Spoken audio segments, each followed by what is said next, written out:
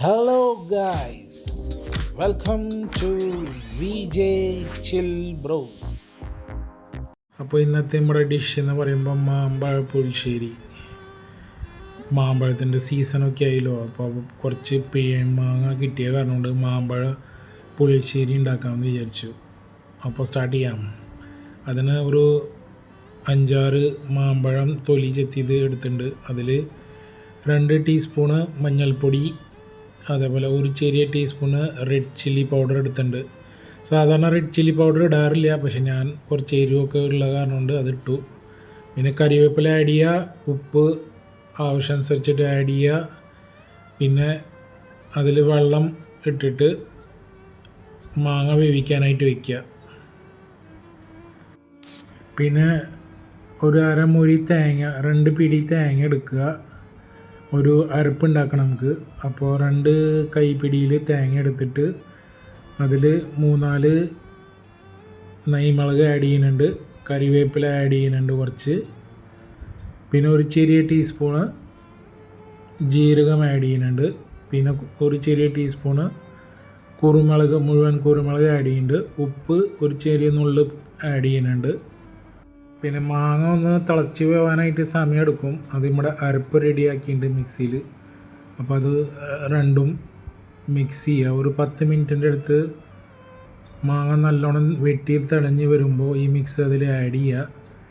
പിന്നെ തൈര് ആഡ് ചെയ്യുക. 1 കപ്പ് തൈര് എടുത്തിട്ടുണ്ട്, അത് ആഡ് ചെയ്യുക. നല്ലോണം ഇളക്കിക്കൊണ്ടിരിക്കുക.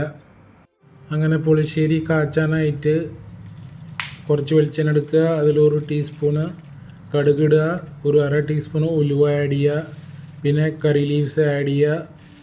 പിന്നെ ഒരു 2 വറ്റൽമുളക് പൊട്ടിച്ചിട്ട് അതിൽ ആഡ് ചെയ്യുക. പിന്നെ അടുത്തത് ഓപ്ഷണലാണ്, വേണമെങ്കിൽ എടുത്താൽ മതി. ഞാനതിൽ റെഡ് ചില്ലി പൗഡർ ആഡ് ചെയ്യുന്നുണ്ട്, ഒരു 1/2 ടീസ്പൂണ്. അതങ്ങനെ നമ്മളെ മാമ്പഴ പുളിശ്ശേരി റെഡി ആയതിൻ്റെ മുകളിൽ കാച്ചിയതിന് ഇടുക.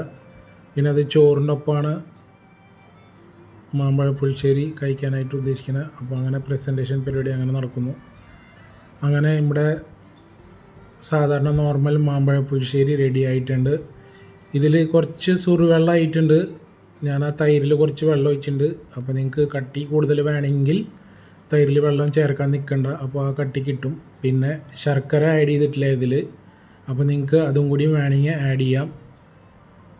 അപ്പോൾ അങ്ങനെ ഫ്രണ്ട്സിൻ്റെ ഒപ്പം ഫാമിലിയുടെ ഒപ്പം ട്രൈ ചെയ്യാൻ പറ്റുന്നുണ്ടെങ്കിൽ ട്രൈ ചെയ്യുക.